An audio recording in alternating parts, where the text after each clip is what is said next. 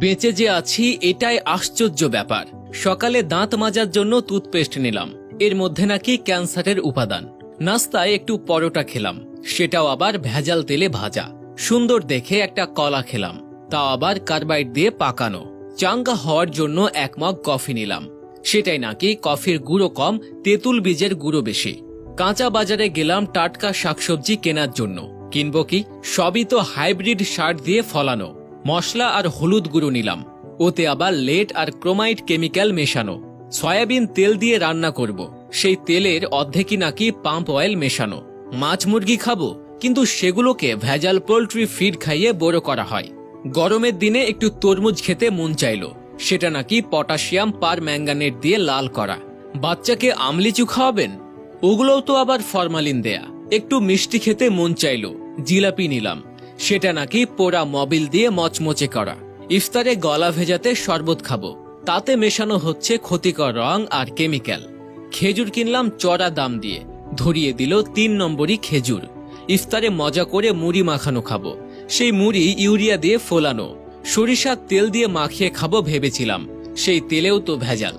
সুন্দর দেখে বড় বড় পেঁয়াজও কিনেছিলাম, খেয়ে মনে হলো বড়া খাচ্ছি।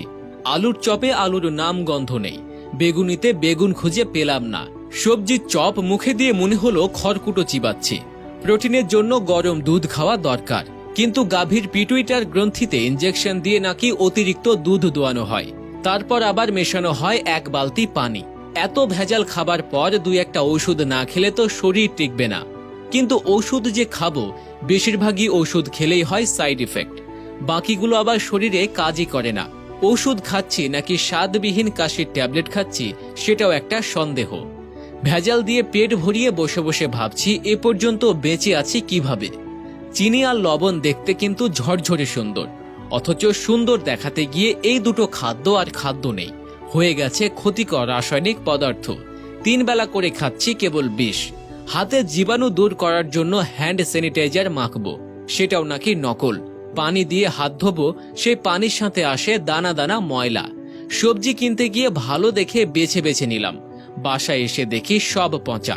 চিন্তায় পড়ে গেলাম, এ কেমন জাদু? ব্যবসায়ীরা কি মানুষ নাকি এলিয়েন? এখন মানুষের ইমানেও দেখি ভেজাল, আগাগোড়া মানুষের মধ্যেই ভেজাল। দুর্নীতির মধ্যে দুর্নীতি, তার মধ্যে আবার দুর্নীতি।